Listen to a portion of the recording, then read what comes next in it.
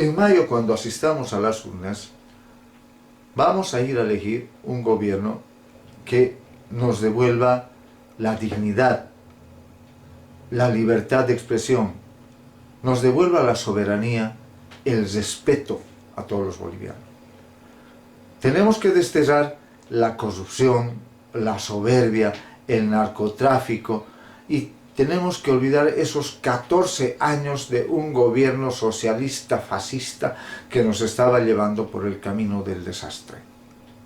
No podemos traicionar a toda esa nuestra juventud, a toda esa generación de las pititas que autoorganizada y autoconvocados supieron luchar y defender los valores democráticos para desterrar a un gobierno totalitarista, a un gobierno abusivo que por cualquier medio y sin medir las consecuencias quería perpetuarse en el poder.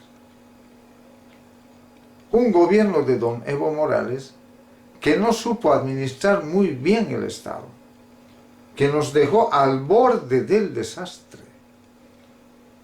porque tiene que explicar qué ha hecho con los más de 250.000 millones de dólares que recibió en los primeros años de su gestión de gobierno.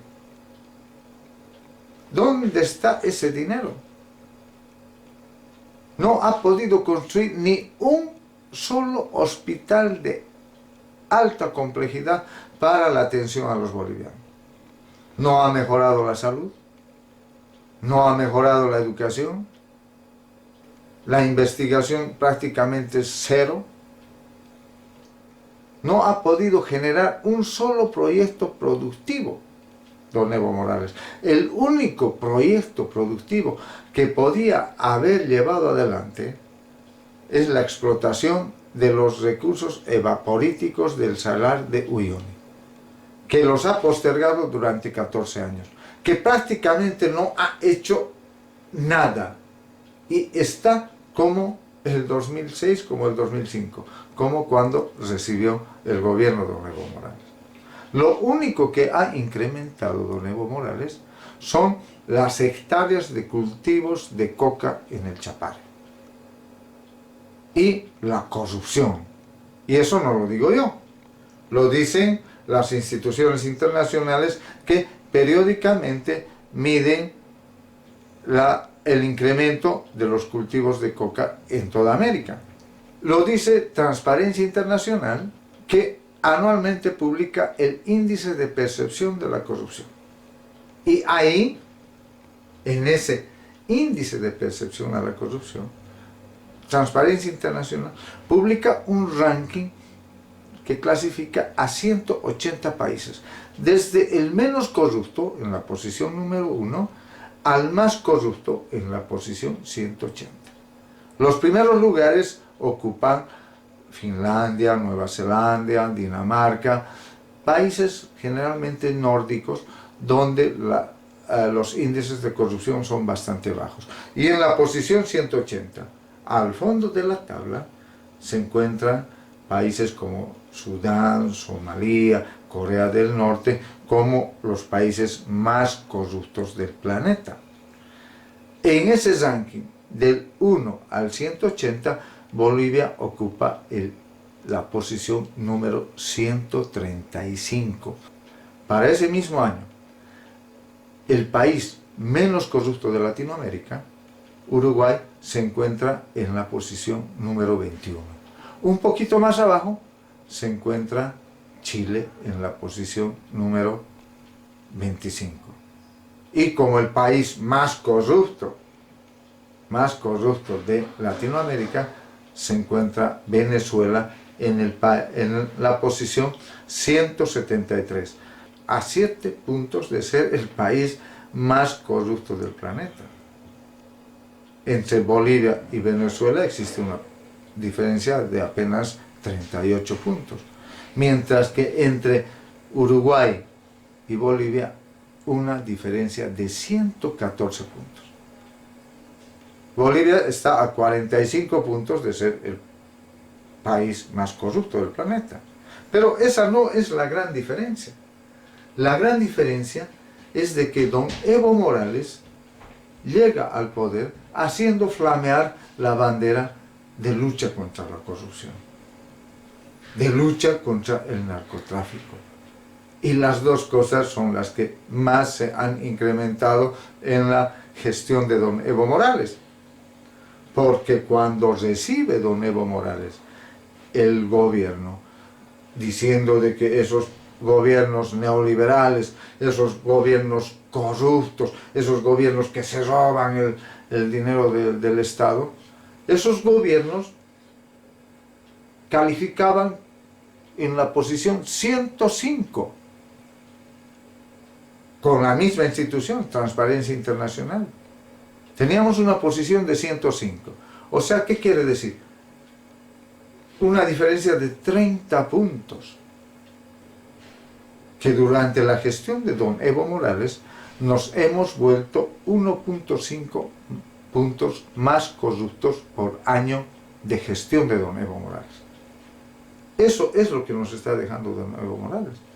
¿Cómo no vamos a ser los más corruptos si don Evo Morales erradica todo un proceso de licitación normal que debe tener todas las obras públicas?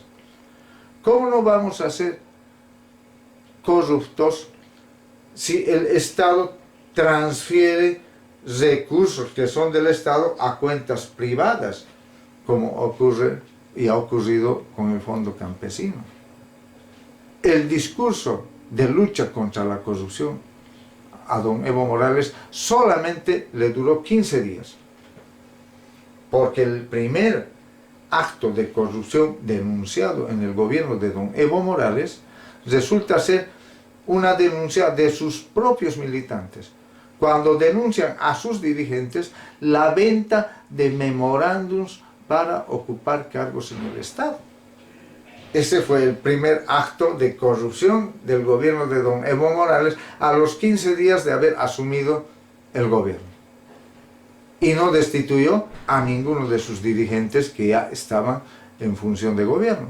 Los mantuvo ahí, a esos dirigentes vendedores de memorándums. Y después vino la gran corrupción en yacimientos petrolíferos y toda esa cadena de actos de corrupción que ahora, estando don Evo Morales fuera del gobierno, fuera del país y todavía sublevando a sus masas, se van descubriendo día a día actos de corrupción cometidos por militantes, cometidos por exfuncionarios de gobierno.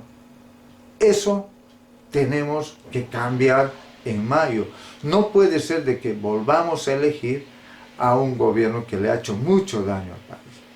¿De qué soberanía hablaba don Evo Morales?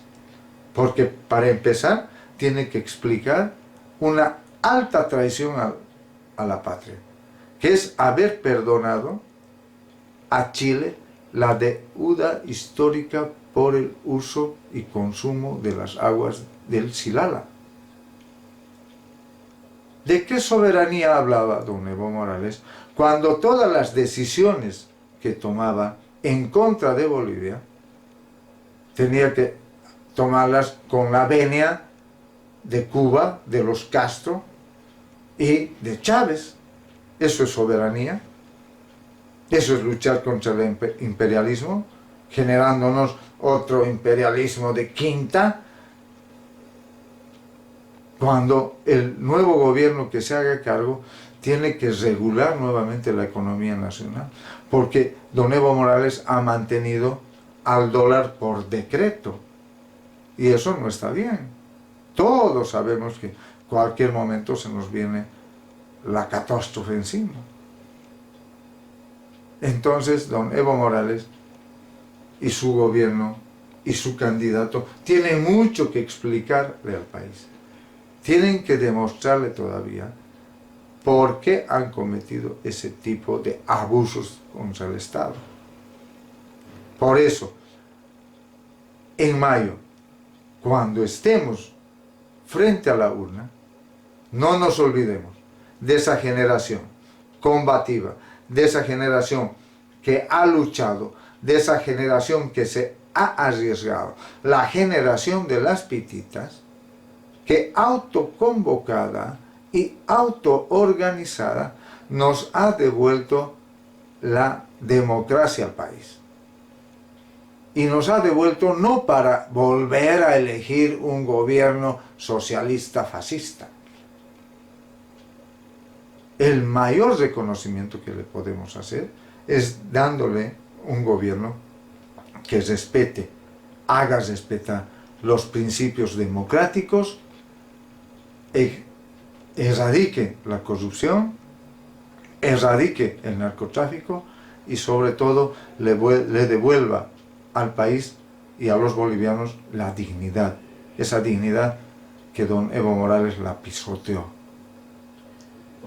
Y tengamos nuevamente soberanía, porque en nuestro territorio tenemos que ser soberanos, tenemos que los bolivianos gobernarnos, autogobernarnos, tomar nuestras propias decisiones, no decisiones que vengan de Cuba, de Venezuela, de países que totalmente viven en el hambre, en la miseria y en países destruidos.